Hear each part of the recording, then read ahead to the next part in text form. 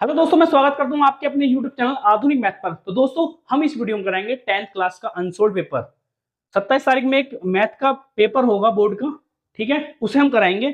और हम कौन सा पेपर कराएंगे अनसोल्ड पेपर? मेरे पास एक मास्टरमाइंड है, ये वाली मास्टरमाइंड है। इस मास्टरमाइंड का है पीछे अनसोल्ड पेपर दे रखे होते हैं, ठीक है।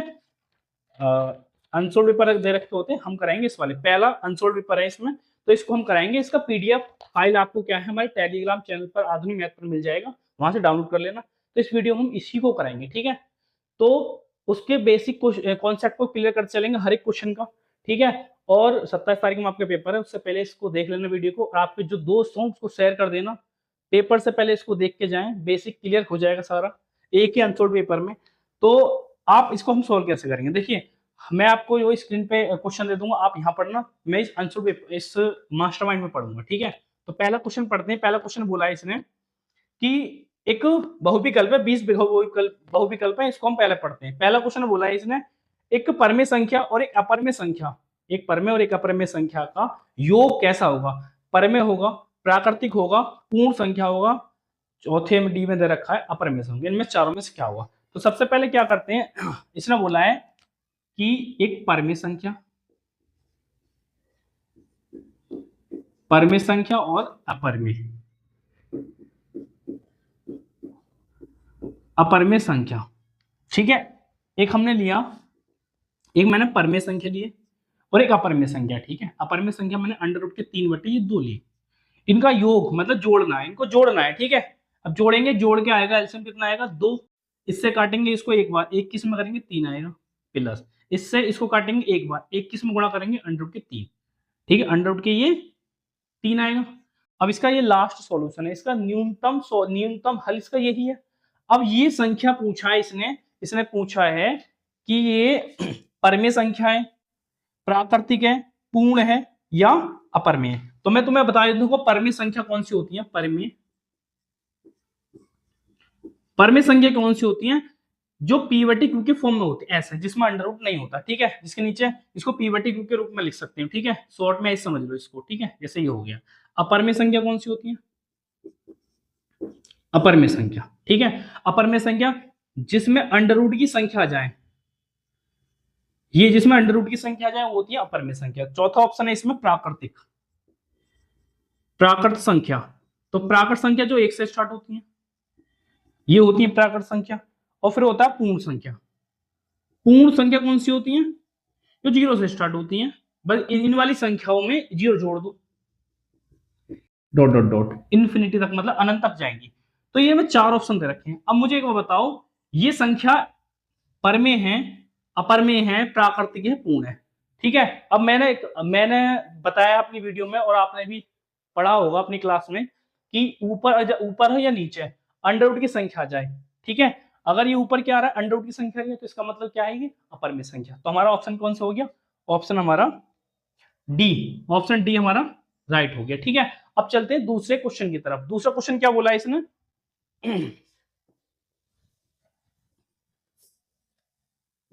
दूसरा क्वेश्चन बोला है इसने, देखो पढ़ो स्क्रीन पर। संख्या 156 का अभाज्य गुणनखंड, इसने बोला है। दूसरा बहुविकल्प दे रखा है, ये 156 है। इस 156 के क्या करने? अभाज्य गुण क्या निकालने? अभाज्य गुणनखंड इसको निकालने। हमें क्या निकालने? 156 के क्या निकालने? अभाज्य गुणनखंड निकालने। तो देखो, हमें निकालने गुणनखंड कैसे? अभाज्य। तो सबसे पहले अभाज्य संख्या तुम्हें पता होनी चाहिए, अभाज्य संख्या कौन सी होती है। अभाज्य संख्या जो जिसके केवल 2 गुणनखंड होते हैं, वो खुद या एक, ठीक है। तो 3, 5, 7, 11, 13 और ये आगे तक आती जाएंगी, ठीक है। हमें इन संख्याओं से काटना है 156 को। तो 156 को काटा हमने काटते हैं, चलो। हम सबसे पहले 2 से काटेंगे। 2 से काटेंगे तो 2 सत्ते 14, एक आगे यहाँ पर 16 हो गया, 16 हो गया ना। 2 अट्ठे 16, 2 से फिर काटा, 2 तिया 6, 2 नीम 18। अभी 200 कटेगा नहीं, ठीक है। 2 से कटेंगे क्योंकि लास्ट में 2 से संख्या वो कटती है, इसके लास्ट में लास्ट का अंक क्या है? 2, 4, 6, 8 हो, तो 2 से कटेगा नहीं। इनमें से कोई भी अंक यहाँ नहीं आ रहा, इसका मतलब 2 से नहीं कट रहा, 3 से कटेगा ये, ठीक है। अब इसको हमें क्या 3 से काटना है। 3 एकम 3, 3 तिया 9। अब ये क्या देखो, ये 3 से नहीं कटेगा, 3 चौक 12, 1 बच जाएगा शेष पर। ये 3 से नहीं कट रहा, ठीक है। अब देखो 3 का भी एक योग वो होता है नियम कि इन अंकों का योग कितना चाहिए, अंकों का योग 3 से कटना चाहिए, ठीक है। तो अंकों का योग 4 आ रहा है, तो ये 4 क्या है, 3 से नहीं कटता, ठीक है।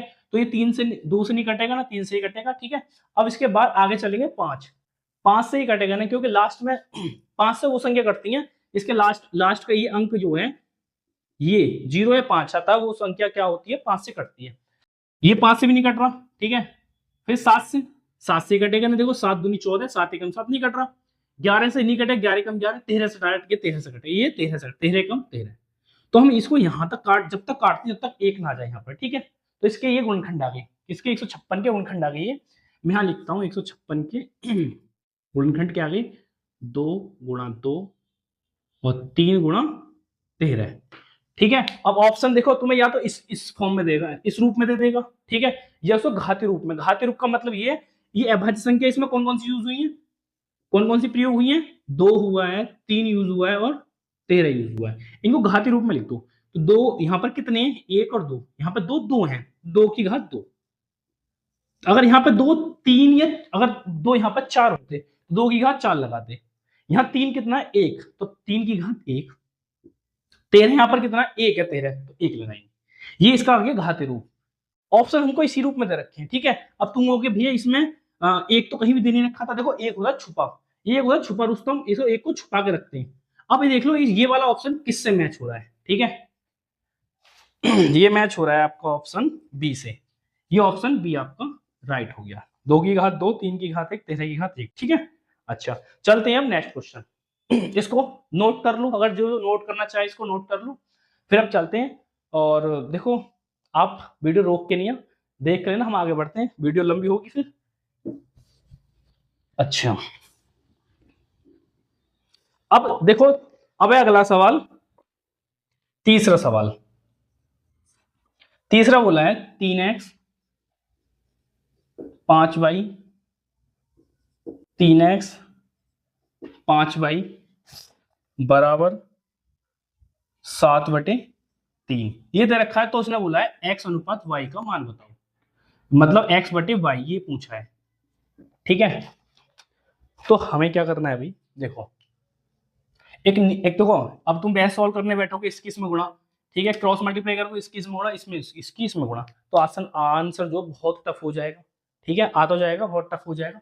हम करते हैं इसमें योगात्मक नियम लगाते हैं। इसमें देखो क्या होता है कि एक नियम होता है, देखो एक नियम है, एक इस नियम को तुम याद रख लो कि अगर x/ये y है, ऐसे दे रखा है, ये दे रखा है तुमको, ठीक है। अब तुम हम इसमें एक चीज कर सकते हैं, एक नियम होता है, एक नियम इसमें अप्लाई कर सकते हैं कि अंश में हम अंश और हर को, अंश व हर को जोड़ दिया, और नीचे क्या करेंगे, अंश और हर को घटा देंगे, अंश और हर को घटा देंगे। जो हमने यहां किया है वो ही हम इधर करेंगे, जो हमने यहां किया वो यहां करेंगे। हमने क्या करा, हमने यहां पर क्या करा, इसमें अंश में इन दोनों को, अंश व हर को जोड़ दिया, नीचे क्या करा, अंश और हर को घटा दिया, वो यहां करेंगे, अंश व हर को यहां जोड़ देंगे और नीचे क्या करेंगे, अंश व हर को घटा देंगे, ऐसे करते हैं, ठीक है। ये होता है एक नियम, इसको अप्लाई, इसी नियम को अप्लाई करेंगे, ठीक है। तो देखो यार क्यों क्यों करेंगे, देखो अब यहाँ पे देखो हमें लाना है, ऊपर लाना है x, नीचे लाना y।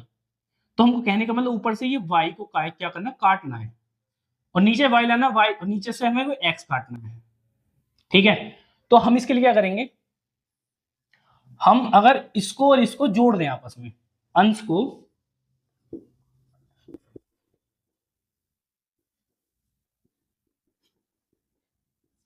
जोड़ देते हैं और नीचे क्या करेंगे, अंश और हर को घटा देंगे।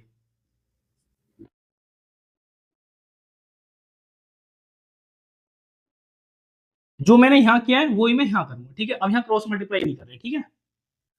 अच्छा मैंने क्या करा, यहां पर अंश और हर को जोड़ दिया, ऊपर 7 और 3 जोड़ देंगे, नीचे क्या करा, अंश और हर को घटा दिया, अंश में से हर को घटा दिया। इसको हल करते हैं, देखो थोड़ा स्पीड से करेंगे। अब इस ब्रैकेट के बाहर प्लस है तो कितने ऐसे आ जाएंगे, चिन्ह कोई बदलेगा ना, अगर इन दोनों ब्रैकेटों को हटाएंगे तो इनके अंदर के जो साइन है वही रहेंगे। यहाँ पे इनको हल करेंगे तो इस ब्रैकेट के बाहर प्लस है तो अंदर के साइन तो वही रहेंगे, लेकिन इस ब्रैकेट को हटाएंगे, इस ब्रैकेट के बाहर माइनस है तो अंदर वाला साइन चेंज हो जाएगा, ये वाला देखो यहाँ प्लस है तो ये हो जाएगा माइनस के 3x और ये हो जाएगा प्लस के 5y। ये हो गया 10/4। ठीक है, इतना कर लिया। अब हमें इसको सॉल्व करना है। सिंपल क्या करना है, देखो यहाँ 5y, यहाँ पे 5y, प्लस माइनस ये कट जाएंगे। यहाँ पर देखना 3x, यहाँ पे 3x, दोनों एक प्लस एक माइनस कट जाएंगे। ठीक है, हम जो बचा लिख दिया, देखो ये x और x कितने हो गई, 6x बटे बाई वाई जुड़ जाएंगे दोनों 10y, और यहाँ हो गया 10/4। इसको सिंपल क्या करना, हमें हल करना है, बस काट दो जो कट रहा है। 2 से कटा के 3 बार, 2 से कटे 5 बार, 2 से 5 बार, 2 से 2 बार, तो ऊपर क्या बचेगा तुम्हारा 2x बटे 5y 5/2। हमें क्या लाना है, x बटे वाई। हमें x और y को अकेला रखना है। ठीक है, अरे यार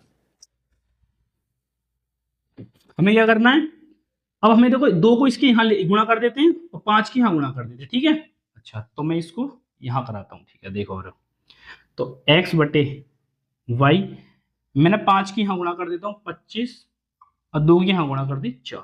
लेकिन हमें यही तो लाना था, x बटे वाई का मान तो लाना था। इसको क्या करना है, हमें ये आगे इसको अनुपात में लिख देंगे, x अनुपात y बराबर 25/4।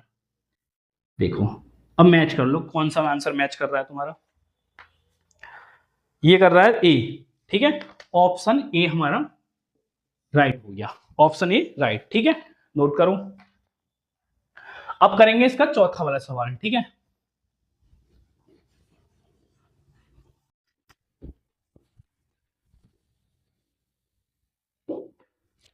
देखो चौथे सवाल में बोला है, पढ़ो इसमें समीकरण दे रखी है हमारे पास, एक द्विघात समीकरण। चौथा सवाल है 3x की घात 2 2x 1/3 बराबर 0। इसने बोला है का विविध कर,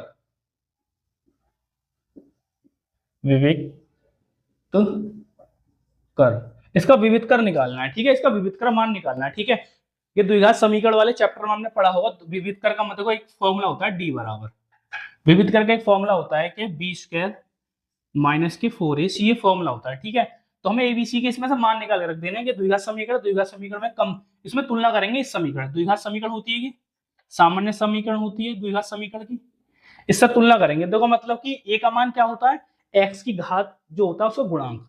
यहाँ ये क्या है, ये एक्स की घात 2 का गुणांक। यहाँ पे एक्स की घात कहाँ है, ये रहा 2, इसका गुणांक क्या थी, तो ए का मान क्या हो जाएगा यहाँ पर, चलो यहां लिख देता हूं, ए का मान हो गया 3, बी का मान क्या होता है एक्स का गुणांक, तो एक्स का गुणांक ये है, यहाँ पर एक्स का गुणांक ये रहा, पद वाला एक्स वाली एक घात वाला पद ही है, तो इसमें एक्स का गुणांक जो होगा वो बी का मान होगा -2। सी का मान क्या होता है, अचर पद। अचर पद जिसमें वेरिएबल मतलब चर नहीं होता, ये होता है सी, प्लस का 1/3। ये भी सी के मान आ गए। ठीक है, अब हम क्या करेंगे, इसमें ए बी सी के मान को यहाँ रख देंगे, सोल्व कर देंगे, सिंपल है। देखो बी का मान क्या है -2, ए का मान 3, सी का मान क्या है 1/3। इसको बस हल कर दो, देखो सॉल्व करते हैं। देखो इससे ये कैंसिल, 3 से ये कैंसिल। ठीक है, अब यहाँ क्या बचा, इसे खोलेंगे तो -2 गुणा -2, यहाँ बचेगा खाली -4, तो माइनस माइनस प्लस के 4 हो गए, -4 है ये। अब देखना ये प्लस है माइनस से घट के 0 आएगा, काट दो इसे। ठीक है, तो ये आ गया 0, तो डी का मान क्या आ गया 0। ये तो पूछा था विविध कर का मान, ये विविध कर ही तो होता है डी। ठीक है, विविध कर का फॉर्मूला होता है, डी का मान आ गया है ए। ऑप्शन कौन सा सही हो गया आपका, ऑप्शन हमारा ए सही है। ठीक है, ऑप्शन ए सही हो गया। ठीक है, नोट करो। चलते हैं फिर अगले क्वेश्चन की तरफ।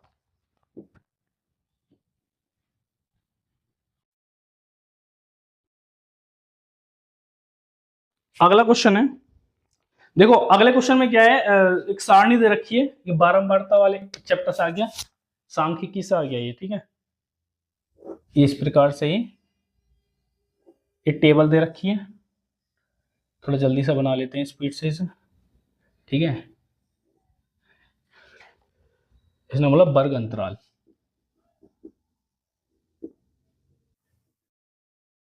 वर्ग अंतराल बारंबारता, बारंबारता। तो ऑप्शन देखो ये दे रखे हैं इसमें, अंतराल क्या है, 2 से 4, 4 से 6, 6 से 8, 8 से 10, 10 से 12 ये दे रखे हैं, ठीक है। और इसकी बारंबारता दे रखी है 2, 4, 7, 3, 1, 4, ठीक है। अब इसने बोला है कि माध्य ज्ञात कीजिए, सारणी का माध्य निकालो। देखो तुमने एक प्रत्यक्ष विधि पढ़ी होगी, प्रत्यक्ष विधि, इसको यहीं तक कर देते हैं इसे। आपने प्रत्यक्ष विधि पढ़ी होगी, प्रत्यक्ष विधि।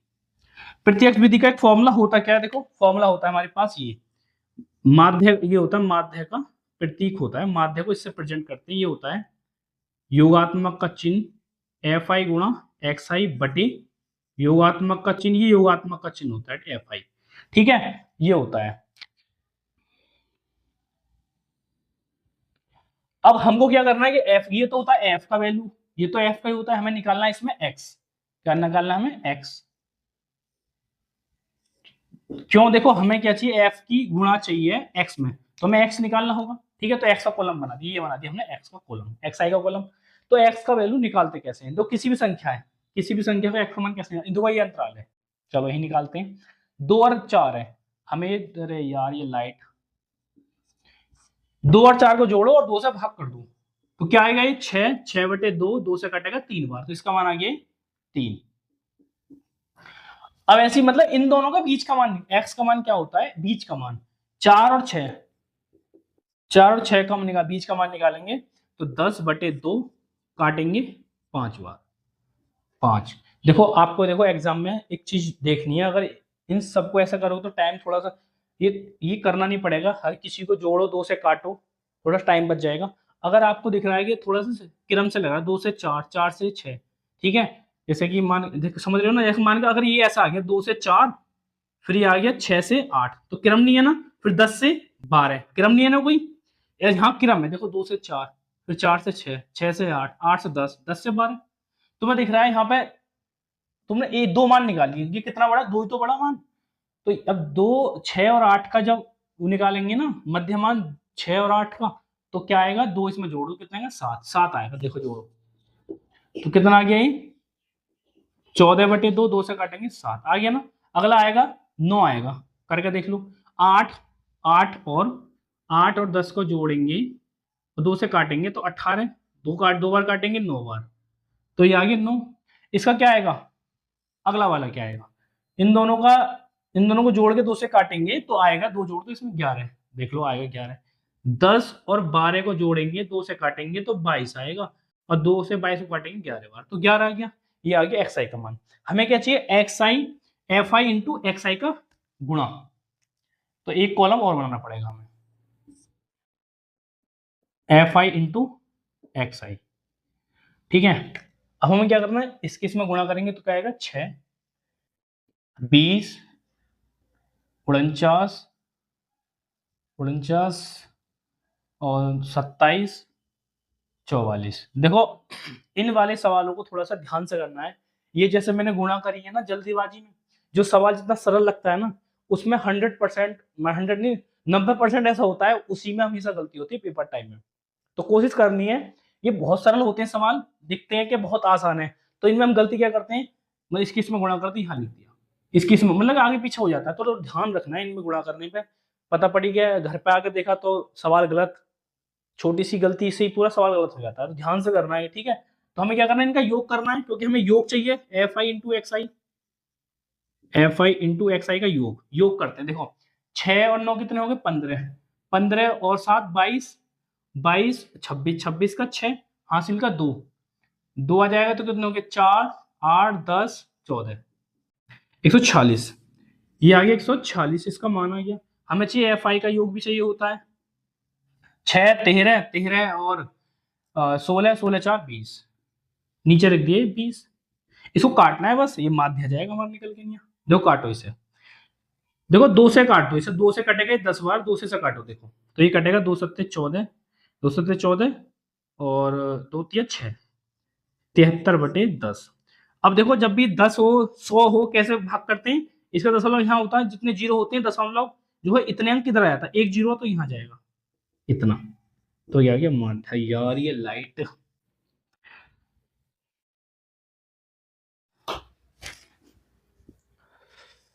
तो चलिए दोस्तों, मेरे साथ होता है कभी कभी, कभी कभी क्या, हमेशा होता है कि लाइट, बल्ब, कभी ट्यूबलाइट, कभी माइक, फोन में बैटरी नहीं है, माइक खराब हो गया, कुछ ना कुछ होता है जब मैं वीडियो बनाने के लिए जाता हूँ। कोई नहीं, देखो हम कहाँ थे, माध्य हम निकाले थे। कौन सा सवाल था ये, कौन सा बहुविकल्प था ये था पांचवा। पांचवा था, माध्य निकाले थे। ये मैंने बताया था, यहाँ पे आया था माध्य, आया था 7.3। ठीक है, इसका आंसर आ गया। आंसर इसका कौन सा विकल्प सही हो गया, इसका डी, इसका ये डी सही होगा। ठीक है, इसको नोट करो। फिर अब चलते हैं अगला वाला, बहुविकल्प।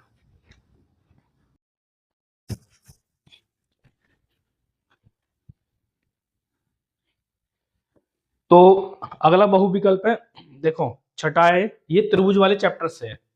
इसने बोला है कि त्रिभुज एबीसी, कोई त्रिभुज एबीसी है। छठा सवाल है, एबीसी कोई त्रिभुज है, हम एक त्रिभुज बना लेते हैं एबीसी। और इसमें देखो त्रिभुज देवी रखा है। ठीक है, इसमें यहाँ करती देवी रखी है, इसमें ऐसे करके नहीं, इस टाइप से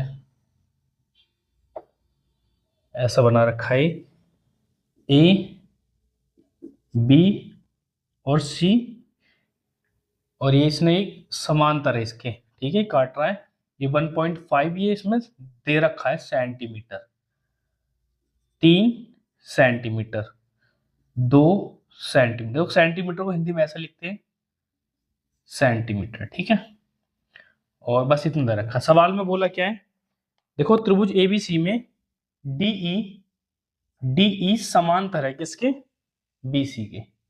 इसने बोला है ये डी सी, डी एंड सी,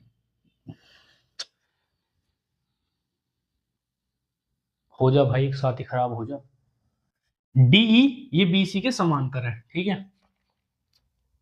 और दिया है इसने, और इसने क्या क्या दे रखा है, ओ भाई 1.5 सेंटीमीटर, हिंदी में लिख रहा है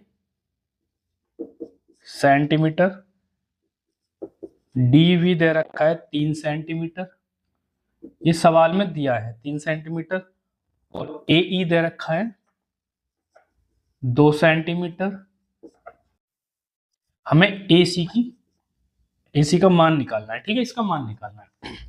और इसमें सवाल में भी ये दे रखा है, मतलब चित्र बना रखा है, और ये सब बना के दिया है हमें। किसका मान निकालना है, इसके बीच की पूरी दूरी निकालनी है, यहां से लेके यहां तक के बीच की दूरी निकालनी है हमको। ठीक है, तो देखिए हम क्या करेंगे। सवाल एक बार देख लेते हैं, सही उतारा है नहीं उतारा एक बार। 1.5, 3 सेंटीमीटर, 2 सेंटीमीटर, ये ठीक है। हमें निकालना है इसी का मान निकालना है, हमें निकालना है यहां से लेके यहां तक के बीच की दूरी निकालनी है। ठीक है, तो देखो इसे सवाल को समझने से पहले,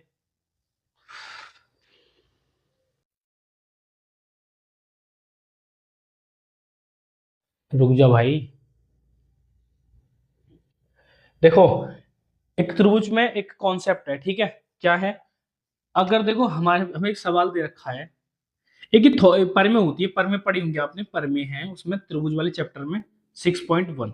क्या है परमें, कि अगर कोई त्रिभुज है, अगर कोई त्रिभुज है, ए बी सी कोई त्रिभुज है, ये कैसे हो सकते हैं। ठीक है, मैं चलो छोड़ो इसको, अलग लेके चलता हूं। मैंने कुछ और मान ले लिया, ये पी, ये क्यू, ये आर, ये त्रिभुज है। और इस त्रिभुज में एक एक तीसरी भुजा आ रही है, इसको काट रही है, इन दोनों को, पी क्यू और पी आर को काट रही है वो, और क्यू आर के समांतर है। इसने यहां काटा, इसने इस बिंदु पर, इसका नाम दे दिया मैंने ए, ये बी बिंदु पर काट रहा है। और ये हमने बोल दिया कि देखो हमें हमें दिया है, ये दिया है कि ए बी जो है समांतर है, ए बी समांतर है क्यू आर के, क्यू आर के, ये हमें दिया है कि ये इसके समांतर है। तब हम इसके सहायता से क्या क्या हमारे पास मिल सकता है, हम क्या क्या लिख सकते हैं, क्या क्या सूत्र बना सकते हैं। तो हम लिख सकते हैं कि देखो एपी बटे ए क्यू, एपी बटे ए क्यू, जिन दोनों भुजाओं को, जो ये इसके समांतर है और जिन दोनों काटती है, कुछ अनुपातों में काटती है, तो उन अनुपातों को हम किस प्रकार लिख सकते हैं। हमने एपी बटे ए क्यू लिखा, तो बराबर में क्या लिखेंगे, एपी बटे ए क्यू लिखा, तो बराबर में हमने बराबर में जो यहाँ किया वो यहाँ करेंगे। ठीक है, सबसे पहले हमने एपी लिया था, फिर ये लिया था, तो यहाँ भी ऐसे करेंगे, पहले लेंगे बी पी, पी बी बटे, फिर हमने इतने बटे इतने लिया था, यहाँ भी हम इतने बटे इतने लेंगे, बी क्यू, बी आर है ये, बी आर। ठीक है, ऐसे लिख सकते हैं। और हम इसको और कैसे लिख सकते हैं, और हम लिख सकते हैं, देखो एपी बटे पूरी, मतलब इतने एपी बटे पी क्यू, एपी बटे पी क्यू, ठीक है, इतने बटे इतने, हमने लिया ये पी ए बटे एपी। तो बराबर में क्या लिखेंगे, जो मैंने जो यहां किया है वही मैं यहां करूंगा। मैंने पहले लिया है इतने बटे फिर पी क्यू, वही मैं इसके बराबर में क्या लिखूंगा, एपी बटे पी आर। ए नहीं, पी बी है, पी बी बटे पी आर। ठीक है, इसको ऐसे लिख दूंगा। और मैं इसको ऐसे कैसे लिख सकता हूँ, और मैं इसको ऐसे लिख सकता हूँ, मैं इसको ऐसे लिख सकता हूँ कि ए क्यू, अब क्या मैं क्या ले रहा हूँ, ऊपर को पहले लूंगा मैंने लिया ए क्यू बटे ए बी। ठीक है, ये इसका उल्टा हो जाएगा। ठीक है, ये जो है इसी का इसको हम कैसे लिख सकते हैं, इसको हम पलट के लिख देंगे। देखो एपी, पहले मैंने यहाँ पे क्या लिया था, यहाँ पे एपी बटे ए क्यू, ए पी बी बटे पी आर। अब क्या मैं ये करता हूँ, पहले मैं इसको लूंगा ए क्यू बटे पी ए। तो जो मैंने यहां किया वो यहां, पहले मैंने ये ऊपर क्या लिया था, ए क्यू लिया था, तो यहां भी मैं पहले ऊपर क्या लूंगा, बी आर लूंगा, बी आर बटे पी बी। ठीक है, और अब इसको अगर इसका उल्टा देखें, हमने पहले क्या लिया यहां पर, पी बी बटे पी क्यू, पी बी बटे पी क्यू, पी बी बटे पी आर। अब क्या मैं इसको ऊपर नहीं ले सकता, ए क्यू बटे पी क्यू बराबर, मैंने इतने बटे इतने लिया है, तो यहां भी मैं क्या करूंगा, बी आर बटे पी आर। तो ये जब हमें दे रखा, जब ये इसके ये वाली भुजा इसके समांतर है, तो ये कंडीशन हम अप्लाई कर सकते हैं। सिंपल, कुछ नहीं करना, बस इतना याद रखना है, जो यहां पर अप्लाई करेंगे वो ही यहां अप्लाई करेंगे। सबसे पहले अगर मान चलो हमने इतना इतने इतने पार्ट की वैल्यू ऊपर ली, नीचे इतने पार्ट की वैल्यू, तो बराबर में भी हम वही करेंगे। पहले हम ये लिया है ना, तो फिर अगली बराबर में भी इतने बटे इतने लेंगे। ठीक है, इतना सा कॉन्सेप्ट है, तो इसमें हम ये वाला कॉन्सेप्ट यहाँ अप्लाई करेंगे। ठीक है, हम अब देखो हमें इतने बटे इतने लिखेंगे। ठीक है, तो हम बराबर में इसके हम देखो कैसे लिखेंगे, इसके लिए हम यूज करें, देखो अब इसके लिए यूज करते हैं, हमने लिया जिस जिस पार्ट जो भाग का मान रखा उन दोनों को यूज करेंगे, एडी बटे बीडी। हमने लिया पहले एडी बटे बी डी, बराबर में क्या लेंगे, पहले ये लिया ना, तो फिर इसके सामने ये लेंगे ए बटे, मैं लिया ए डी बटे बी डी, तो बराबर में इसके बराबर में क्या लूंगा, ए बटे ई सी, बस इसमें मान रखते हैं। एडी का मान क्या दे रखा है, 1.5, 1.5, बीडी का मान क्या दे रखा है 3, एई का मान दे रखा है 2, ईसी ईसी का मान क्या दे रखा है, ईसी का मान क्या दे रखा है, नहीं दे रखा। इसको ऐसे लिख लेंगे, अब क्रॉस मल्टीप्लाई करेंगे। ठीक है, क्रॉस मल्टीप्लाई करेंगे, वैसे इसको यहाँ ये हल हो जाएगा। देखो दशमलव हटाएंगे और यहाँ एक जीरो लगा देंगे, यहाँ पर एक जीरो आ जाएगा, 30 हो जाएगा। ये 15/30 हो गया ना, 15/30, और 15 से कट जाएगा ये 2 बार। ठीक है, तो यहाँ क्या बचा, तो यहाँ बचा ऊपर 1, यहाँ बचा 2, यहाँ बचा 2, और ये ईसी, यहाँ क्रॉस मल्टीप्लाई कर देंगे। अब यहाँ ईसी की एक में करेंगे ईसी, और 2 2 दूनी 4, ये आ गया 4 सेंटीमीटर। कितना आ गया, मतलब हमारे ईसी ये आ गया 4 सेंटीमीटर आ गया। और हमें किसका मान चाहिए था, एसी का मान। किसका मान चाहिए था, एसी का मान, तो मतलब एसी का मान, तो इतने का मान क्या है 2, इतने पार्ट का मान क्या है 4, तो एसी का मान कितना होगा, 2 और 4 6, बस आ गया आंसर। तो हम यहाँ लिखेंगे इसका एसी का मान, एसी का मान आ जाएगा एई प्लस का ईसी, तो इसका मान 2, इसका मान 4, कितना आ गया 6 सेंटीमीटर। एसी का वैल्यू कितना आ गया 6 सेंटीमीटर। ठीक है, करो इसको नोट। अच्छा, इसमें से आएगा जरूर, इस वाले कॉन्सेप्ट पे आना जरूर है, ये वाला ये। तो देखो मैंने कोशिश करी समझाने के लिए। ठीक है, इसने इसको समझने की कोशिश करना, दोबारा वीडियो देख लेना। ठीक है, अगर एक बार में समझ में ना आए तो चलो अगला सवाल करते हैं। ठीक है,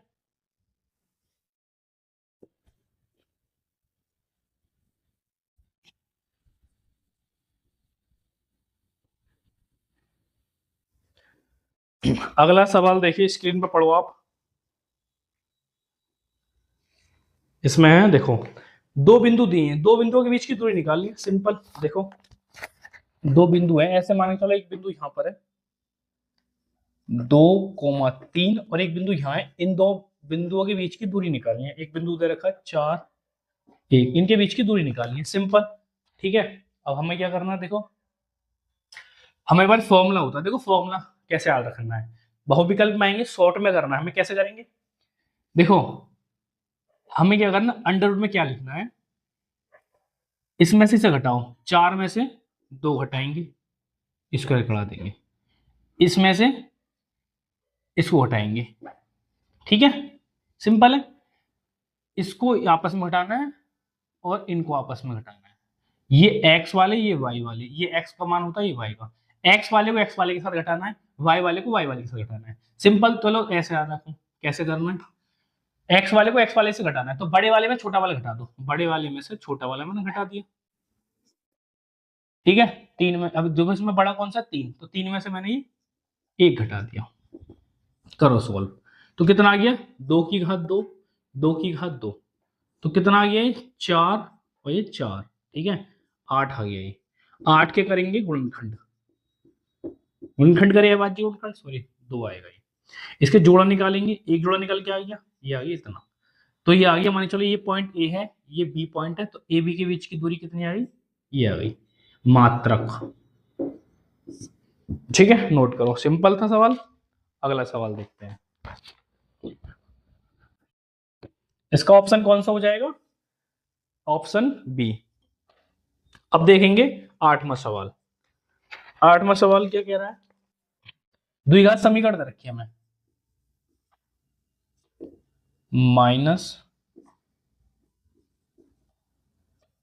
-m बराबर 0, ठीक है, के मूल बराबर है, इसके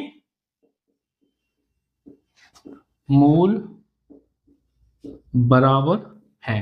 तो इसके मूल बराबर है, तो m का मान ज्ञात कीजिए, तो m का मान ज्ञात कीजिए, ऐसे बोला है ना इसने, m का मान ज्ञात कीजिए। देखो इसके मूल बराबर है, द्विघात समीकरण इसके दो मूल आते हैं, दोनों मूल बराबर हैं, तो इसका m का मान निकालिए। देखो तुम्हें एक बताया होगा यहाँ पे, एक ये गुण होते हैं, ये एक प्रॉपर्टीज होती हैं, ठीक है, कि अगर ये विविधकर का मान जो होता है, ये d का मान, अगर इस d का मान जो है, अगर d का मान 0 से छोटा आता है, अगर 0 से छोटा आता है, तो मूल कैसे होते हैं, मूल होते हैं काल्पनिक। कैसे होते हैं, अवास्तविक, अवास्तविक, या फिर कह दो इसे काल्पनिक, काल्पनिक मूल, ठीक है। अगर इस d का मान v² - के 4ac, इस पे भी सवाल एक जरूर आना है, ठीक है, इस वाले कॉन्सेप्ट में।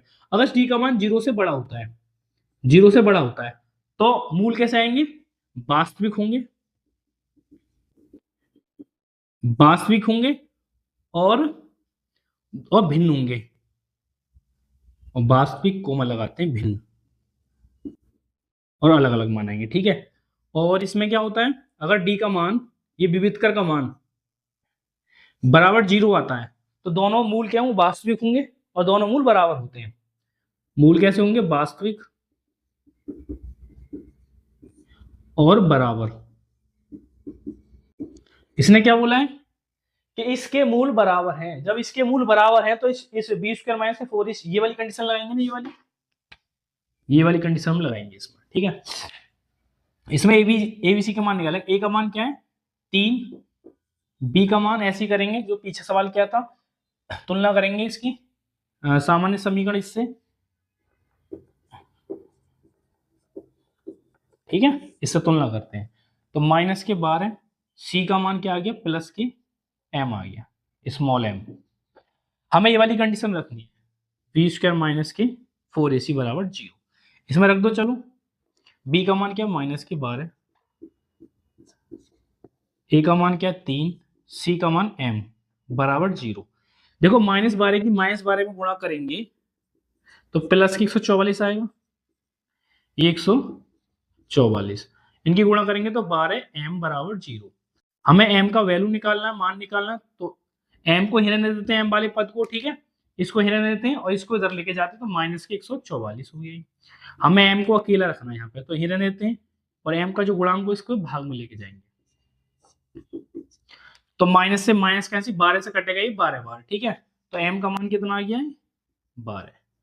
तो ऑप्शन कौन सा सही हो गया, लगाओ जरा। ऑप्शन हो गया तुम्हारा सी। सी ऑप्शन क्लियर हो गया, ठीक है। नेक्स्ट सवाल।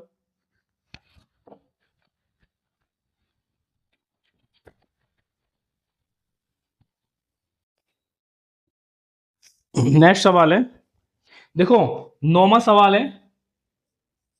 9वां सवाल में क्या बोला है, 15, दो संख्या दे रखे हैं 15 और 25। 15 और 25 है, इनका एचसीएफ क्या दे रखा है, दो संख्या। देखो पहली मैं ऐसे लिखता हूँ, देखो शॉर्ट में, पहली संख्या कितनी है 15, दूसरी संख्या कितनी है 25, ठीक है। और इसका एचसीएफ क्या दे रखा है इन दोनों का, एचसीएफ दे रखा है 5। निकालना क्या है, एलसीएम निकालना है। एलसीएम हमें निकालना है, क्या होगा हमारे पास एक फॉर्मूला होता है, ठीक है। फॉर्मूला क्या होता है कि पहली संख्या गुणा दूसरी संख्या एचसीएफ एलसीएम, ये हमारे पास फॉर्मूला होता है।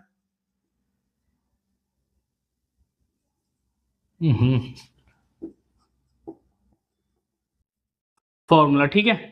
हमें देखो इसको इसको यहां लिख सकते हैं, इन दोनों को पलट के लिख सकते हैं, ठीक है। अच्छा, तो पहली संख्या कितनी है 15, दूसरी 25, और एचसीएफ कितना है इसका 5।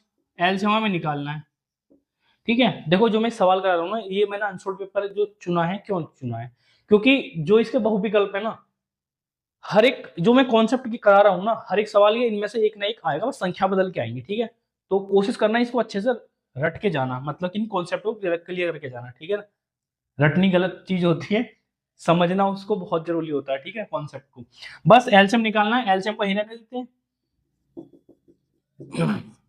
5 एलसीएम। तो 5 से ही काटा 5 बार, ठीक है। तो 5 15 गुणा 5 कितना आ गया 75। तो इससे एलसीएम कितना आ गया 75। ऑप्शन कौन सा सही हो गया, ऑप्शन सही हो गया बी। तो बी ऑप्शन सही हो गया, ठीक है, ठीक है। तो नेक्स्ट कौन सा है, 10वां सवाल है, देखो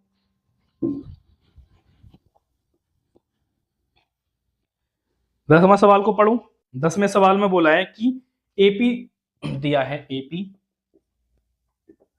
एपी दिया है 3, 1, -1, -3, ऐसे करके दिया है। इसने बोला है के लिए सार्व अंतर, मतलब क्या निकालना है, सार्व अंतर निकालना है हमें, सार्व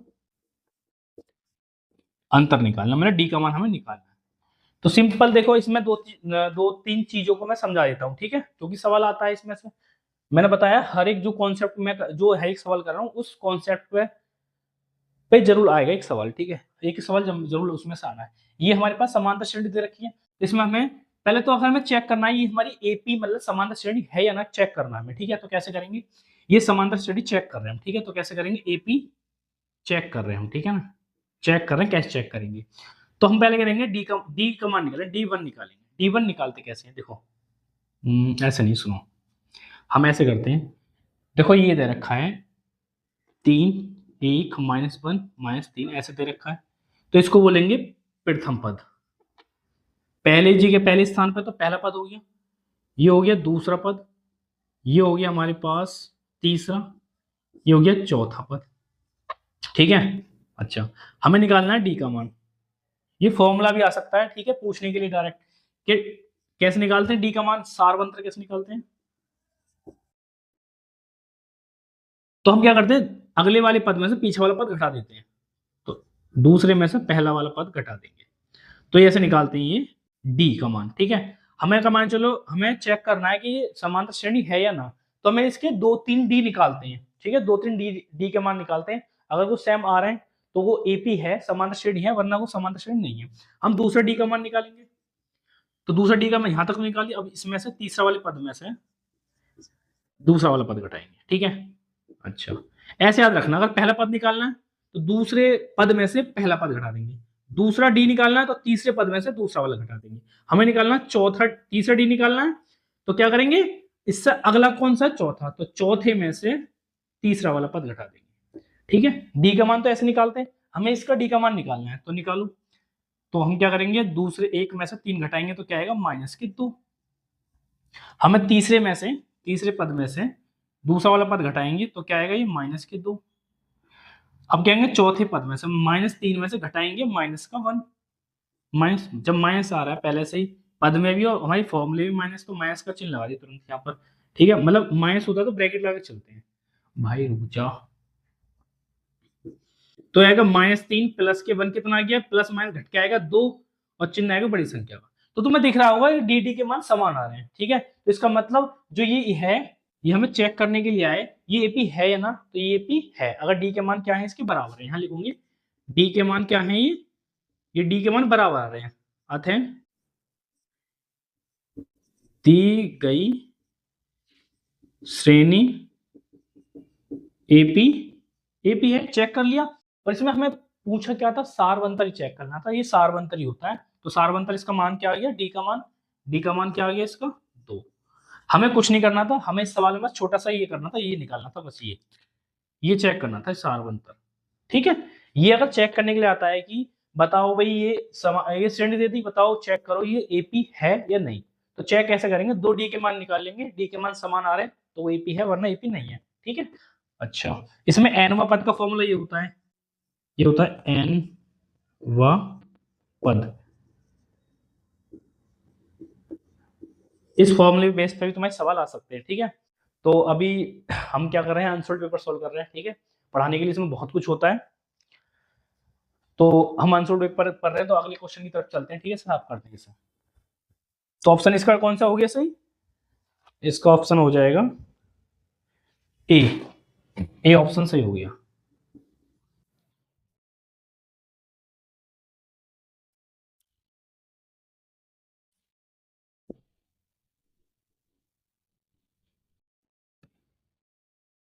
और हाँ, इसका प्रथम पद चेक करने के लिए आया तो कौन सा होता है, इसमें ये पूछता है, प्रथम पद और सारवंतर दोनों पूछ लेता है कभी कभी। ठीक है, जैसे कि इसका सवाल क्या था, क्या सवाल था इसमें,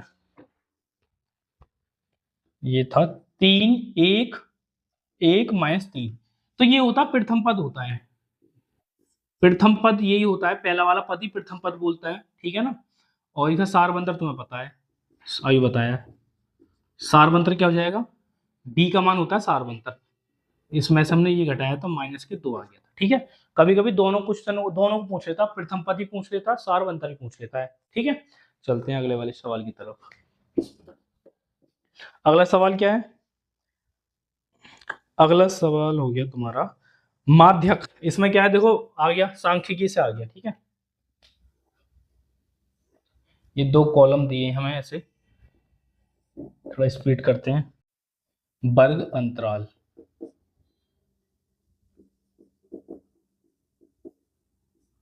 और ये हो गया बारंबारता, बारंबारता।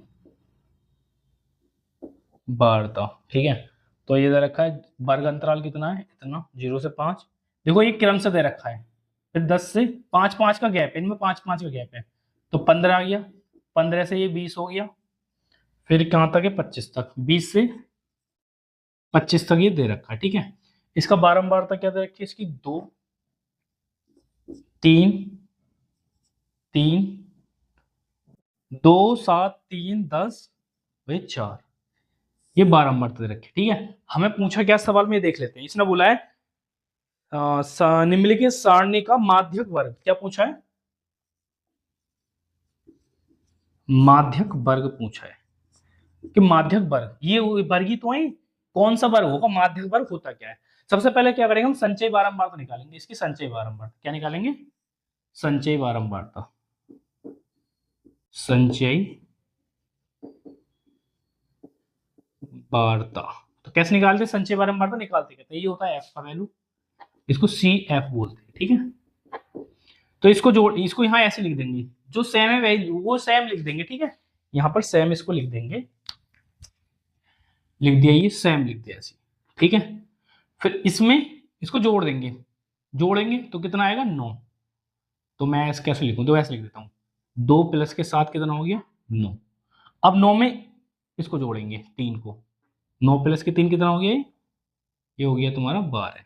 अब 12 में 10 को जोड़ेंगे, 12 में 10 को जोड़ेंगे तो कितना आ जाएगा ये 22। अब 22 में 4 को जोड़ेंगे, 22 में 4 को जोड़ेंगे तो कितना आ गया 26 आ गया। ठीक है, हमने निकाल दिया ये संचयी बारंबार था, 2 2 9 12 22 26। ठीक है, हमें क्या निकालना सबसे अधिक, नहीं सबसे अधिक नहीं, हमें नहीं क्या निकालना है भाई,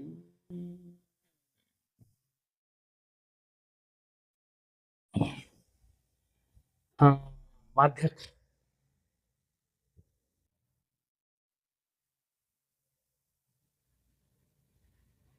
ठीक है, हमें चेक करना है तो हम निकालेंगे इसका n का मान, इनका योग करेंगे, योग इनका योग है 26 ही आएगा। ठीक है, हमने क्या आपस में जोड़े तो ही हैं, तो इनको जोड़ के आया कितना 26, कितना है ये 26 आया।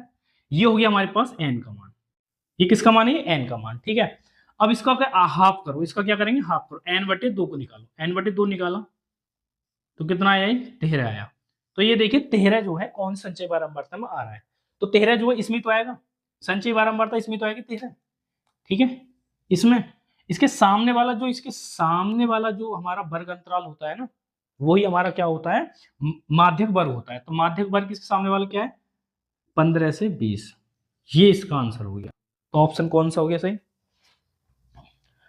ऑप्शन इसमें कौन सा दे रखा है 15 से 20 दे रखा है डी में, तो उसका हो गया डी, डी ऑप्शन हो गया। ठीक है, तो करो इसे। ठीक है, अगर माध्यक वर्ग निकालने के लिए आता है तो संचय बारंबार तो निकालते, कैसे भी निकाल संचय बारंबार, तो पहली संख्या को तो ऐसे लिख देंगे, फिर इसमें इसको जोड़ देंगे यहाँ लिख देंगे, इसमें इसे जोड़ देंगे यहाँ लिख देंगे, इसमें इसे जोड़ देंगे यहाँ लिख देंगे, इसमें इसे जोड़ देंगे तो ये लिख दिया। इसका योग करते हैं 26 आ गया, मतलब जो यहाँ आता है वो यहाँ आएगा, इन दोनों का अगर सेम संख्या है इसका मतलब हमारा योग सही है। ठीक है, हमने सही जोड़ा है, तो इसका हाफ करेंगे 13 आ गया, 13 देखें इसमें आएगा, इसमें आएगा 13। ठीक है, उसके सामने वाला जो वर्ग अंतराल होता है वही होता है माध्यक वर्ग। ठीक है, चलो साफ करते हैं इसे।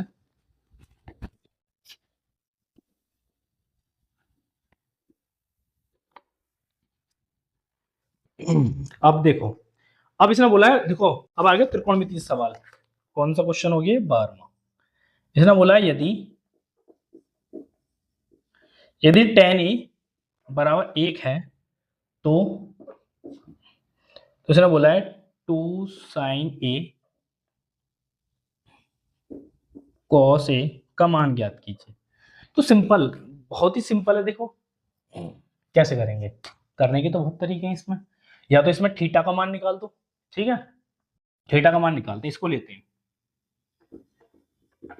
ये देखो टेन टेन ए टेन ए टेन ए का मान 1 दे रखा, तो टेबल जो होती है, ठीक है ना, देखो जैसे कि टेबल है, इस टेबल में टेन ए का मान, टेन जो है एक जो है किसका मान, जो टेन वाली टेबल में जो होता है, टेबल में टेन एक जो किसका मान होता है, किस थीटा का मान होता है, तो ये होता है हमारे पास टेन 45 का। इससे ही काटा, ए का मान आ गया 45, इसे यहां रख दो 45 45, इसका मान होता है देखो टेबल में 1/√2, 1/√2, अंडरवुड सेम अंडरवुड की गुणा करते हो तो क्या आता है उस अंदर की संख्या आ जाती है, 2 से 2 कैंसिल, बचा गया 1। तो कौन सा आंसर हो गया इसका सही, इसका आंसर हो गया सी। ठीक है, नेक्स्ट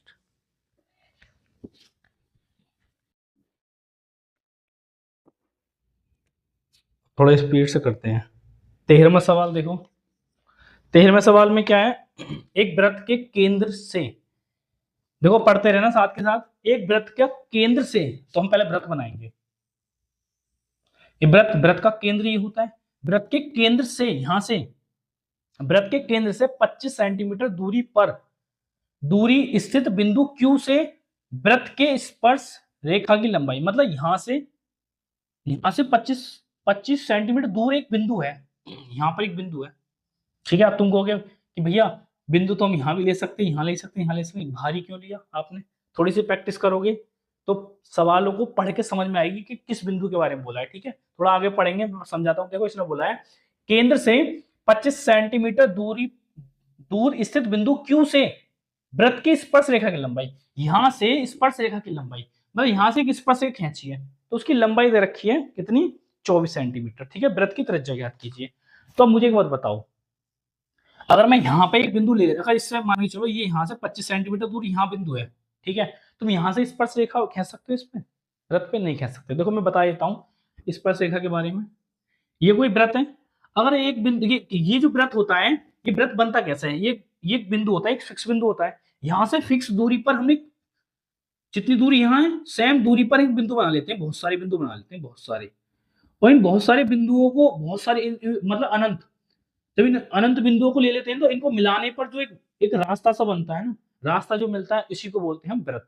ठीक है, अच्छा अब वृत्त मैं अब समझा रहा स्पर्श रेखा, ठीक है, ये अब इसके कोई भी एक बिंदु से, इसकी कोई भी एक बिंदु से एक टच होकर एक लाइन चलेगी, टच होकर एक लाइन चलेगी ऐसे, तो इसको बोलेंगे स्पर्श बिंदु। ठीक है, सॉरी ये तो हो गया जिससे स्पर्श होकर जा रहा है, ये तो स्पर्श बिंदु हो गया, और जो लाइन जा रही है इसको बोलेंगे स्पर्श रेखा। ठीक है, ठीक है, अच्छा, और इसको ऐसे कोई लाइन आई काट के चली गई तो इसको बोलेंगे छेदक रेखा, ये तो आपने पढ़ा होगा। ठीक है, तो देखो स्पर्श रेखा हमेशा बाहर से आ सकती है, ठीक है ना, तो इसलिए हमने इसे बाहर लेंगे, यहां से और यहां से केंद्र से 25 सेंटीमीटर की दूरी पर एक बिंदु है।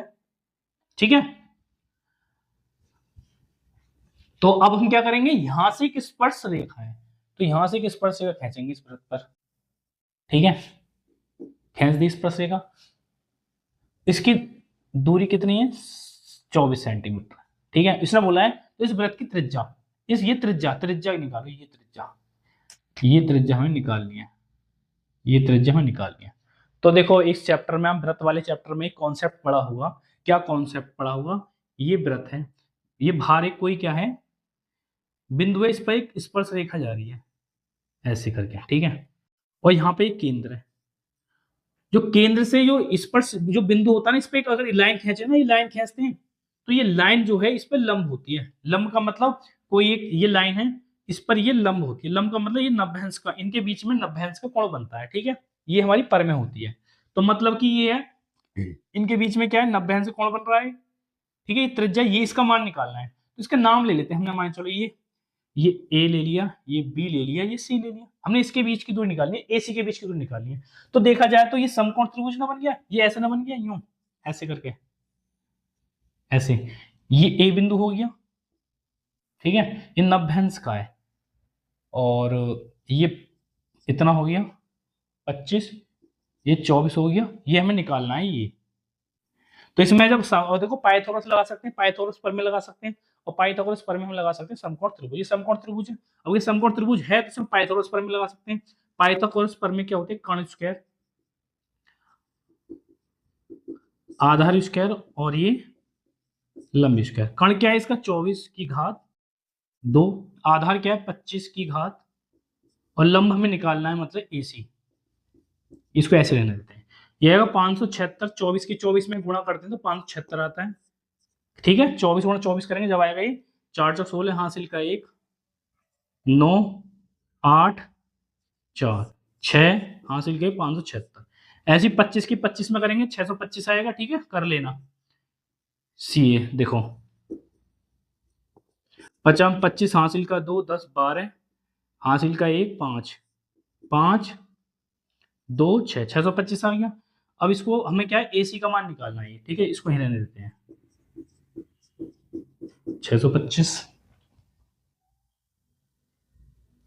गलती कहाँ हो रही है भाई, हाँ गलती कर रही थोड़ी जल्दबाजी के चक्कर में। ठीक है, जो सरल लगती है उसमें गलतियां होती हैं, बताया था ना। देखो हमने क्या बोला है,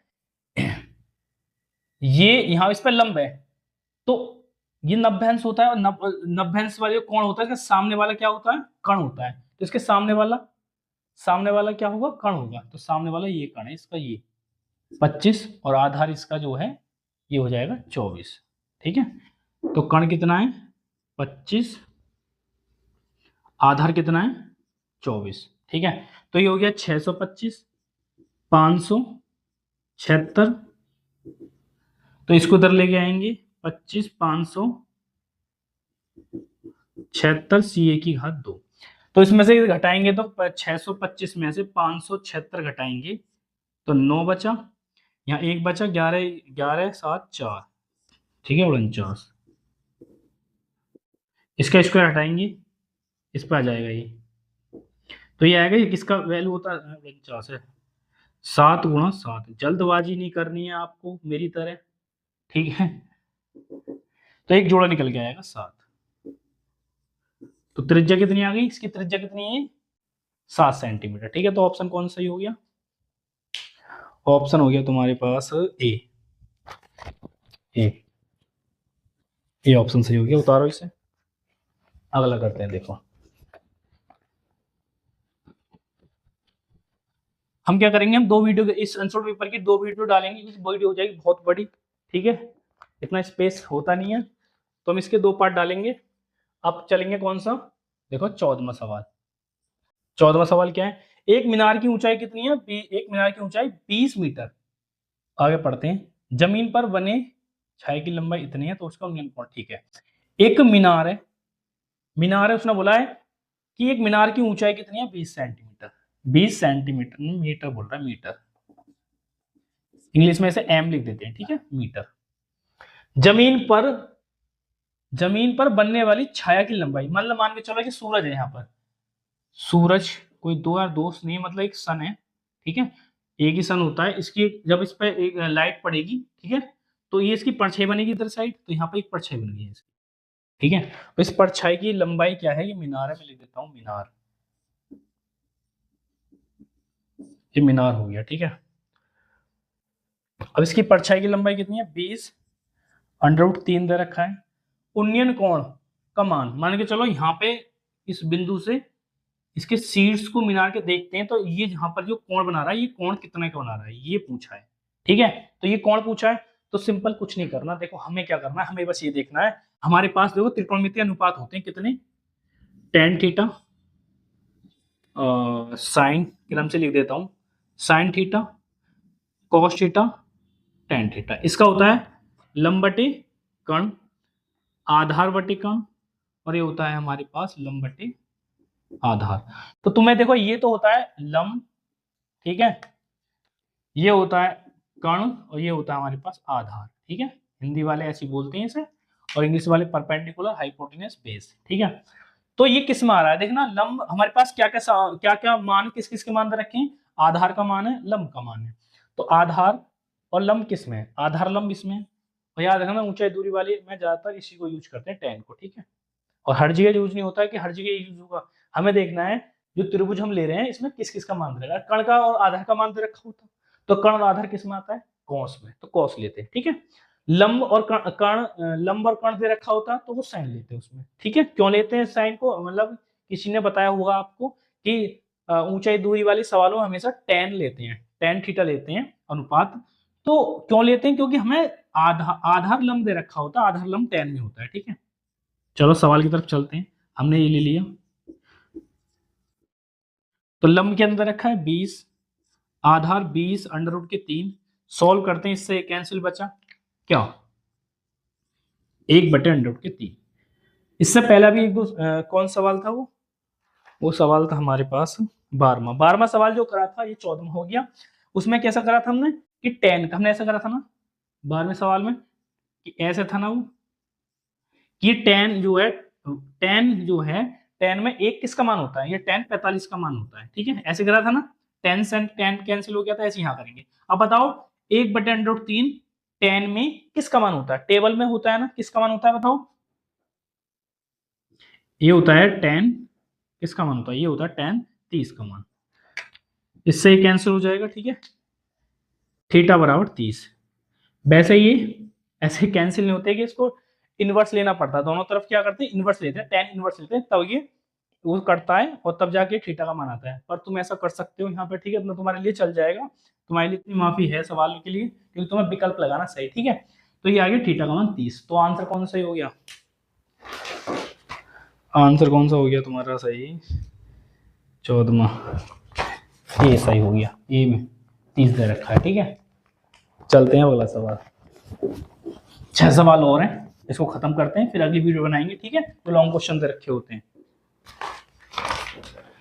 देखो इसने बोला है कि 14 सेंटीमीटर त्रिज्या के एक वृत्त का एक चाप ठीक है, ये वृत्त वाले, वो वृत्त के क्षेत्रफल वाले में से आ गया, ये वृत्त है। ठीक है, इसके बारे में थोड़ा समझा देता हूँ। ठीक है, जब स्टार्ट हो रहा है तो सूत्रों को याद कैसे करते हैं। ठीक है, मेन चीज में ये आता है कि इन सूत्रों को याद कैसे करें। जो देखो ये होते हैं ना वृत्तों से संबंधित क्षेत्रफल वाले फॉर्मूले जो होते हैं। देखो यहाँ पर क्या है, मैंने दो बिंदु लिए यहाँ पर, ठीक है, और ये केंद्र है। ये दो बिंदु जो है केंद्र से जो है थीटा कोण बना रहे हैं, ये दोनों थीटा कोण बना रहे हैं, यहाँ से थीटा कोण बना रहे हैं, थीटा। ठीक है, और इसकी त्रिज्या कितनी है, आर त्रिज्या है, आर त्रिज्या है। थोड़ा बड़ा बना देता हूं, ये आर है, ये भी आर, यहाँ थीटा कोण बना रहे हैं। तो देखो इसको बोलेंगे हम त्रिज्या खंड। क्या बोलेंगे, इस पूरे एरिया को क्या बोलेंगे, त्रिज्या खंड, त्रिज्या खंड। और क्योंकि देखो ये त्रिज्या खंड है ना, छोटा सा, इसे छोटा है तो इसे बोलेंगे लघु, ये है लघु त्रिज्या खंड। ठीक है, और इसके ऊपर वाला पार्ट जो है ये वाला जो पार्ट है ऊपर वाला, ये भी तो त्रिज्या खंड है। ठीक है, लेकिन ये छोटा है तो लघु बोल दिया, ये बड़ा है तो इसको बोलेंगे, इसको बोल देंगे हम दीर्घ, दीर्घ त्रिज्या खंड। ठीक है, अब बात आती है इनके क्षेत्रफल का, क्षेत्रफल निकालते कैसे। देखो एक फॉर्मूला याद रखो बस, सिंपल। देखो अब इसको भी याद कैसे करना है। देखो ये वृत्त है, वृत्त का क्षेत्रफल जो होता है ये होता है हमारे पास पाई आर स्क्वायर, क्योंकि त्रिज्या खंड इतने का निकालना, खाली इतने का निकालना है। ठीक है, थीटा का मान निकालना है, थीटा का मान, और कितने में से ले रहे हैं, पूरा थीटा का मान, ये पूरा कितना मान है, 360 होता है, तो नीचे करेंगे 360 से भाग। ये आ गया इस वाले एरिया का लघु त्रिज्या खंड का क्षेत्रफल का फॉर्मूला आ गया। ठीक है, अच्छा हमें निकालना है किसका, ऊपर वाले का, मतलब खाली खाली ऊपर का, इसका नहीं, जो बचा कुछ एरिया उसका निकालना, मतलब इसको बोलते हैं दीर्घ त्रिज्या खंड। ठीक है, इसका वैसे तुम्हें एग्जाम में आएगा नहीं, सिंपल इसका पूछेगा, अगर आता भी है तो कैसे निकालेंगे, इसका फॉर्मूला कैसे निकालेंगे। देखो सिंपल सी, मुझे एक बार बताओ भाई, ये वृत्त है, छोटा सा मैंने भाग ले लिया, इसका मान दे रखा है पूरे, देखो पूरे का मान कितना हुआ, पूरे का मान है 30, इस पूरे का मान है 30, मैंने छोटा सा भाग ले लिया, इसका मान दे दिया मैंने 5, तो बचा कुछ जो इसका मान हुआ कितना होगा, मैं क्या करूंगा, पूरे टोटल में से मैंने क्या करा, इसे निकालना तो ये, तो 5 निकाल दूंगा ना, तो कितना बचा, 25 बचेगा ना। सिंपल मूव मैं ऐसे ही करूंगा, मुझे निकालना है इसका मान ऊपर वाले का, तो मैं पूरे में से इसे निकाल दूंगा, पूरे में से इसे निकाल दूंगा छोटे वाले को। तो पूरे का मान क्षेत्रफल क्या होता है, पूरे वृत्त का क्षेत्रफल, पूरे वृत्त का क्षेत्रफल क्या होता है, पूरे वृत्त का क्षेत्रफल होता है ये। ठीक है, ये होता है, तो मैं इसमें से क्या निकाल दूंगा, इस वाले पार्ट को निकाल दूंगा, इस वाले पार्ट को, इसे, तो इस पार्ट का मान क्या है, ये दे रखा है, तो मैं टोटल में से मैं क्या निकाल दूंगा, इस वाले पार्ट का मान निकाल दूंगा, इसका क्षेत्रफल निकाल दूंगा, 360 पाई आर स्क्वायर। ये आ गया तुम्हारे पास दीर्घ त्रिज्या खंड के क्षेत्रफल का फॉर्मूला, ये आ गया लघु त्रिज्या खंड का क्षेत्रफल का फॉर्मूला। ठीक है, अब इसमें ही अब आते हैं थोड़ा सा, अब एक चीज पढ़ा हुआ तुमने त्रिज्या खंड, एक पढ़ा हुआ तुमने त्रिज्या खंड, यहां लिखता हूं, ये है, ये त्रिज्या, देखो में एक शब्द होता है यहाँ पर त्रिज्या खंड, यहाँ पर तुम्हें यूज मिलेगा त्रिज्या खंड, यहां लिखते हैं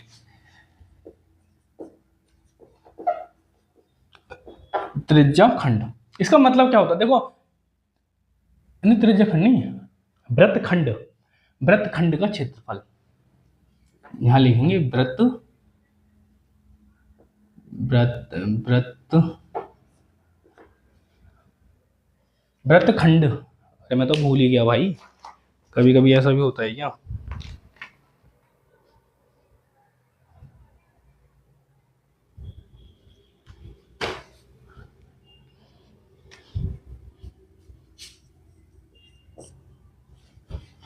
हाँ सही है, ऐसे लिखते हैं, नहीं भूल गया यार।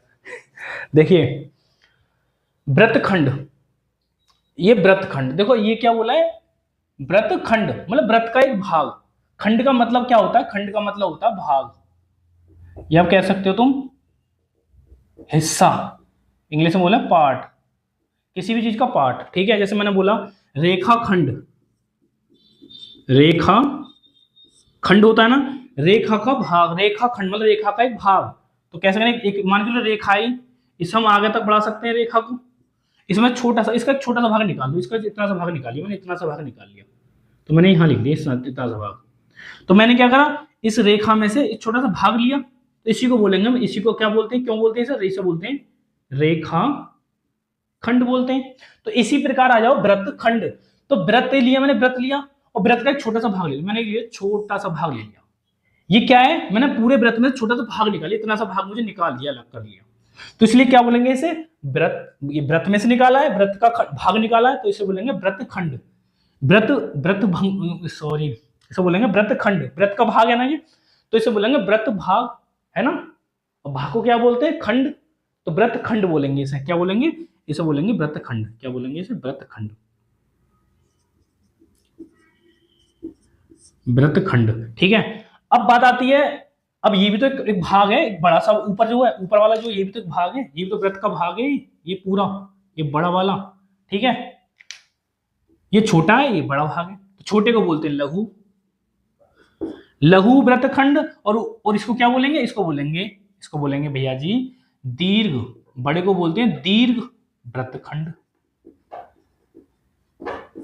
ठीक है। अब आता है लघु वृत्त खंड का क्षेत्रफल निकालते कैसे। देखो सिंपल सा करेंगे क्या, देखो इसे साफ कर देता हूं मैं। इसका देखो, वैसे इसको डायरेक्ट ऐसे रखना है यार। देखो सिंपल क्या करना है, सिंपल क्या है बताते हैं ना, क्या दिक्कत है। मान के चलो ये क्या है, ये क्या है, इसका केंद्र। ये जो बिंदु हैं वृत्त खंड के जो शीर्ष हैं, ये यहाँ पर क्या है, थीटा कोण बनाते हैं। क्या बना रहे हैं, थीटा कोण बना रहे हैं। और इसका मान, त्रिज्या कितनी है, आर है। ठीक है। तो हम क्या करते हैं, इसका मान, अब देखो पूरा कुछ सब भूल जाओ, इसे मैं भूल जाती है, हटाते हैं थोड़ा सा। मुझे भाई इसका मान पता है भी, इसका मान कितना होता है, मैंने भी पढ़ के आया हूं मैं इसका मान। देखो ये तो मैं क्या, टोटल में से मैं इस वाले भाग को निकाल देता हूं, इस भाग को निकाल देता हूं, क्योंकि मुझे खाली ये चाहिए ना। मान के चलो भाई, मान के चलो ऐसा दे रखा है, इसका मान जो है, देखो पूरे का मान कितना है, 10 है, पूरे का मान 10 है। इतने का मान मुझे मान के चलो, मुझे इतने का मान निकालना है, इसका मान निकालना है बस। इसका मान दे रखा है 10 में से, मान के चलो ये 8 है, तो ये कितना बचेगा, 10 में से, टोटल में से मैं इसे घटा दूंगा तो 2 बचा ना, बचा, इसका मान 2 आएगा ना। सेम इसका मान कैसे आ जाएगा, टोटल में से, मतलब टोटल इसका मान कितना है,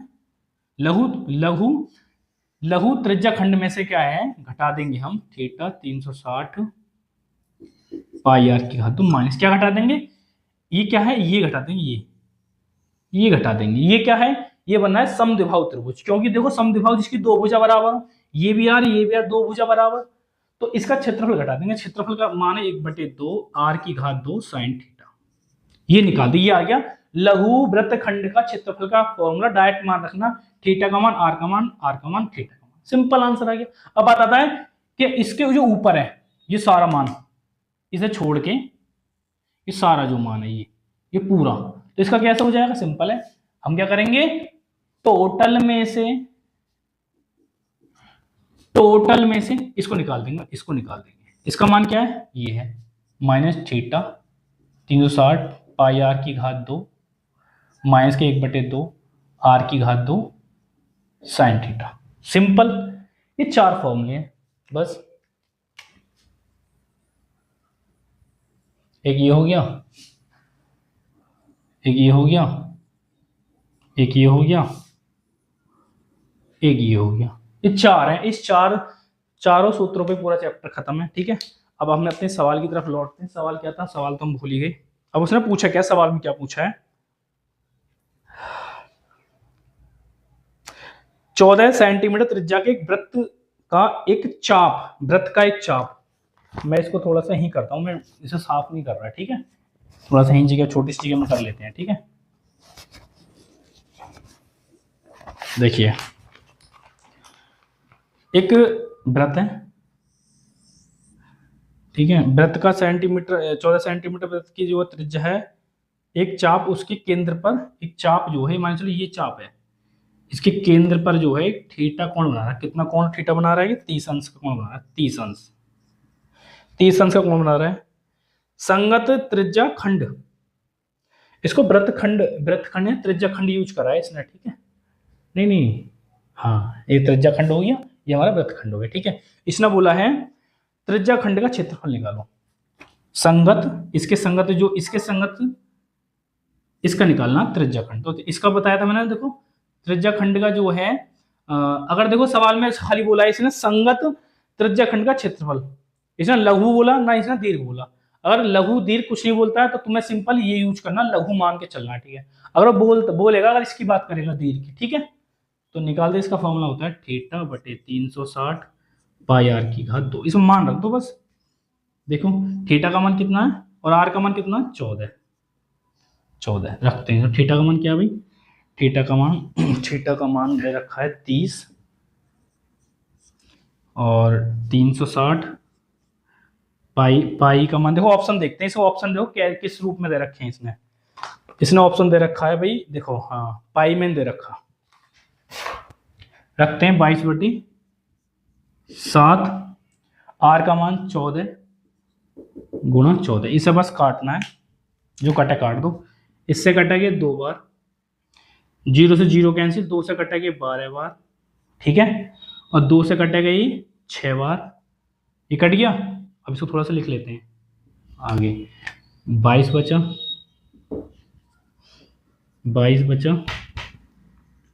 22 नीचे यहाँ 6 बचा, यहाँ पे कितना बचा, ये 14 बचा। अब इसको काटते हैं और काट लो, अभी तो कट जाएगा है ना। तो 2 से काटा ये 7 बार, 2 से 3 बार। तो ऊपर क्या बचा भाई, यहाँ बचा तुम्हारा 22 गुणा 7 बटे 3। तो कितना हो गया, देखो 7 दूनी 14, हासिल का 1 और 1 15 बटे 3, ये आ गया 154 बटे 3, ठीक है। कौन सा ऑप्शन सही हो गया तुम्हारा, ये हो गया 154 आ रहा है तुम्हारा किसमें, सी, ये आ गया सी, ऑप्शन सी। ये सेंटीमीटर में रखा था तो क्षेत्रफल आता है हमारा सेंटीमीटर की घात 2 में, ऑप्शन सी सही हो गया, ठीक है। तो इसको भाई याद कर लें, ठीक है। आना है सवाल इसमें से। अगला सवाल देखते हैं, जल्दी करते हैं भाई।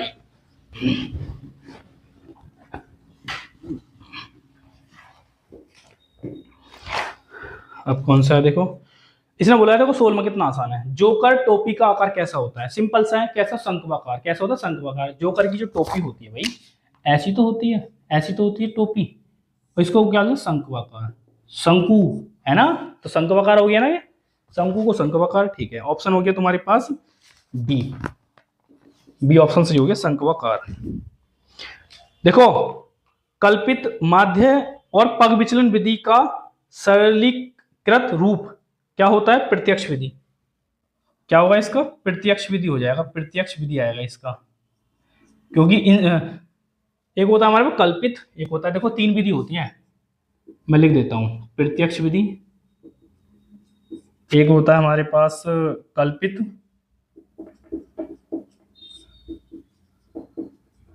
एक होता है पग विचलन विधि। देखो जिस बच्चे ने अगर ये विधि तीनों करी होंगी, तीनों अगर मन से करी होंगी, ठीक है, तो उन बच्चे को ये सरल लगी होगी, सबसे सरल लगती है ना। तो इसलिए उसने बोला है कि कल्पित और पग विचलन विधि का सरलीकृत रूप कौन सा है भाई, कौन सा है, प्रत्यक्ष रूप, प्रत्यक्ष विधि है, ठीक है। अच्छा, तो ऑप्शन हो गया तुम्हारे पास बी ऑप्शन, इसमें ये दे रखा है। अब इसके बाद आ जाते हैं 18वां सवाल। 18वें में बोला क्या है, यदि कुछ प्रेक्षकों का माध्य है, देखो ये इंपॉर्टेंट है भाई, ये भी थोड़ा आना है। ये हमारी एनसीईआरटी बुक में सवाल नहीं दे रखा, मतलब कि इस फॉर्मूले बेस पर एनसीईआरटी बुक में सवाल दे रखा, मास्टर ने दे रखा है, मेरे को भी ये इंपॉर्टेंट लगता है। देखो माध्य किसी सवाल में, एक सवाल है उसका माध्य क्या दे रखा है, कुछ आंकड़े हैं, माध्य 15, माध्य का 24, बहुलक निकालना है, बहुलक इसका निकालना है। एक फॉर्मूला होता है हमारे पास, बहुलक बराबर 3 माध्यिका माइनस के 2 माध्य, ये हमारे पास फॉर्मूला होता है, ये हमारे पास ये फॉर्मूला होता है, ठीक है। इंपॉर्टेंट है, ठीक है। इस फॉर्मूले पे बेस जो है तुम्हारा सवाल आना है, इंपॉर्टेंट है। तो बहुलक सिंपल रख दो मान, बहुलक कितना दे रखा है भाई, बहुलक निकालना है। 3 माध्य कितना दे रखा है भाई, 24, माध्य कितना है 15, 24 कितना हो गए 12, हासिल का 1 6 72 24 3 72 15 दूनी 30 कितने आ गया 42। ये बहुलक कितना आ गया इसका 42 आ गया। ठीक है उतारो अगला करते हैं सवाल फिर। अगला कौन सा 42 इसका ऑप्शन हो गया। ऑप्शन दे रखा है इसमें डी। डी ऑप्शन इसका जो है क्लियर हो गया। अगला कौन सा है। जब एक पासे को एक बार फेंका जाता है तो एक सम संख्या प्राप्त होने की प्रायिकता। देखो जुआरी वाले सवाल आ गए। देखो देखो इसने बोला है कि एक पासे में देखो जो हमारा गोटा होता है, लूडो का गोटा देखो उसी को पासा बोलते हैं। ठीक है उसमें जो रिजल्ट होते हैं एक तो होता है हमारे पास ऐसे 1 2, मैं थोड़ा बड़ा लिखता हूं 1 2 3 4 5 6 ऐसे रिजल्ट होते हैं। उस पे उसके सरफेस पे लिखा होता है 6 रिजल्ट होते हैं। टोटल रिजल्ट कितने हैं कुल कितने हैं 6। ठीक है 6 इसके परिणाम होंगे। अच्छा इसने बोला क्या है, इसने निकालना है प्रायिकता किसकी निकालनी है सम संख्या की। इसकी सम संख्या सिंपल सा तुमने फॉर्मूला पढ़ा होगा, नीचे क्या लिखते हैं कुल लिखते हैं कुल 6। सम संख्या मतलब उस हमने गोटा हिलाया हिला के फेंक दिया उस पर रिजल्ट जो आएगा सम संख्या आएगी। तो सम संख्या कौन सी होती है, सम संख्या होती है हमारे पास सम संख्या होती है 2 4 6 8, लेकिन रिजल्ट तो हमारे 6 तक ही होते हैं इसमें। तो सम संख्या कौन सी होती है इसमें, एक तो 2 वाला 4 वाला और 6 वाला। तो कितने रिजल्ट है सम संख्या के 3, तो यहाँ लिखेंगे 3। बस कर दो खाली से सॉल्व कर दो भाई। 3 से ही काटा 2 बार तो 1/2 ऑप्शन कौन सा ऑप्शन हो गया 1/2 आ गया बी। तो ये हमारा सही हो गया। ठीक है उतारो इसे। फिर इसके बाद आ जाओ, ये कौन सवाल था, ये था तुम्हारा 19वां। इसका लास्ट सवाल करते हैं आज के इस वीडियो का। देखो 20वें में क्या बोला है, अच्छी प्रकार से फेंटे हुए ताश के 52 पत्ते में से एक पत्ते को यदाक्षा निकालने पर पत्ते की रानी होने की प्रायिकता ज्ञात कीजिए। सिंपल सा देखो पत्ते होते हैं 52। ठीक है आपको पता है 52 कैसे कैसे होते हैं। देखो मैं बताने की कोशिश करता हूँ आपको। देखो 52 पत्ते होते हैं। देखो 26 तो होते हैं तुम्हारे काले और 26 होते हैं लाल। ठीक है अच्छा 26 लाल और इसमें जो है तुम्हारे हुकुम हुकुम हुकुम इसमें लाल इनको बांट दें, इनको भी 13 में बांटा गया है। 13 में इनको बांटा गया है। ठीक है 13 में इनको बांटा गया है। तो 13 पत्ते तुम्हारे, तो ये तो है ईंट ईंट और पान, जो मुझे याद है शायद यही होना चाहिए। एक होता काले कितने होते हैं, एक तो 13 तो होते हैं हुकुम, और कौन सा हो गया पान। पान का हो गया, ये तो हो गया ईंट। ईंट तुम्हारी ये बन गई, पान तुम्हारा ये हो गया, पान ये हो गया। एक होता है हाँ ये वाला होता है, ये हो गया हुकुम। हाँ चिड़ी एक होती है तुम्हारी चिड़ी, ऐसे करके ये चिड़ी बन गया। अच्छी नहीं बननी पर कोई नहीं, चिड़ी और हुकुम ऐसा होता है। हुकुम ऐसे होता है शायद। हाँ ये 13 तो होते हैं, काले इतने होते हैं हुकुम के 13 और चिड़ी के 13 होते हैं। ठीक है लाल हमारे 13 ईंट के होते हैं, 13 पान के होते हैं। ठीक है अब इसमें भी तुम्हें पता है। ठीक है ना अब आगे चलते हैं। अब इसका सवाल पढ़ते हैं। इसने बोला है कि 52 पत्ते हैं। देखो हमें प्रायिकता निकालनी है, यहाँ कुल लिखेंगे ना कुल रिजल्ट, तो कुल पत्ते कितने होते हैं 52 होते हैं। अब इसमें जो प्रायिकता निकालनी है, किसकी प्रायिकता निकालनी है, पत्ते के रानी होने की प्रायिकता। रानी, अब देखो रानी कैसे बोलते हैं, रानी बोलते हैं देखो 1 2 3 4 5 6 1 2 3 4 5 6 7 8 9 10 तक तो तुम्हें पता है, 10 तक तो तुम्हें पता है। इसके बाद आते हैं तुम्हारे पास पत्ते 11 को बोलते तुम्हारे पास 12 और ये 13। इसको तो बोलते हैं तुम्हें कि ये क्यू होता है, ये किंग होता है, ये क्यून होता है, ये हमारे पास गुलाम, गुलाम ही बोलते हैं। हाँ कि जे को गुलाम बोलते हैं। तो इसने बोला क्यू। अब 52 पत्ते गड्डी है, हमने भाई इसको फेंट लिया अच्छे से, और फेंटने के बाद क्या करा उसमें से एक पत्ता आग मीच के निकाला। मतलब बिगड़ देके निकाला, ठीक है, हमें पता नहीं है कौन सा पत्ता निकाला। अब जो पत्ता है उसकी प्रैक्ट निकाला, वो रानी है। तो रानी, हमारे पत्ते कितने होते हैं, 4 पत्ते रानी के होते हैं, ठीक है। तो यहाँ लिखेंगे 4, काट दो 13 बार, 1/13 इसका आंसर आ गया। तो कौन सा ऑप्शन हो गया तुम्हारे पास इसमें, ऑप्शन हो गया बी। बी ऑप्शन तुम्हारा ये 13 दे रखा है, ठीक है, ये बी ऑप्शन हो गया, ठीक है। तो 20 क्वेश्चन हमने करे, ठीक है, उतार लो इसे। और दोस्तों इस आंसर पेपर को सॉल्व करेंगे पूरा, लेकिन अभी फिलहाल में देखो वीडियो लंबी हो जाएगी, तो बहुविकल्प 20 बहुविकल्प हमने कर लिए। और अगली वीडियो में क्या करेंगे, अगली एक वीडियो आएगी या फिर 2 वीडियो आएंगी, कोशिश करेंगे 2 या 3 वीडियो में पूरी आंसर पेपर को सॉल्व कर देंगे, ठीक है। तो अपने इन दोस्तों को जो 10th क्लास का एग्जाम देंगे 27 तारीख में, उनको भेज दो इस वीडियो को, ठीक है। फुल देखो, पूरा देखो, कॉन्सेप्ट को क्लियर करो। और मिलते हैं अगली वीडियो में, मिलेंगे, ठीक है। इसके बाद इस अनसोल्ड पेपर के क्वेश्चन को करेंगे। और इस अनसोल्ड पेपर की जो पीडीएफ फाइल आपको मिलेगी टेलीग्राम चैनल पर मिल जाएगी, ठीक है, आधुनिक मैथ के नाम से। वहाँ इसको डाउनलोड कर लेना, वहाँ से सॉल्व कर लेना, ठीक है।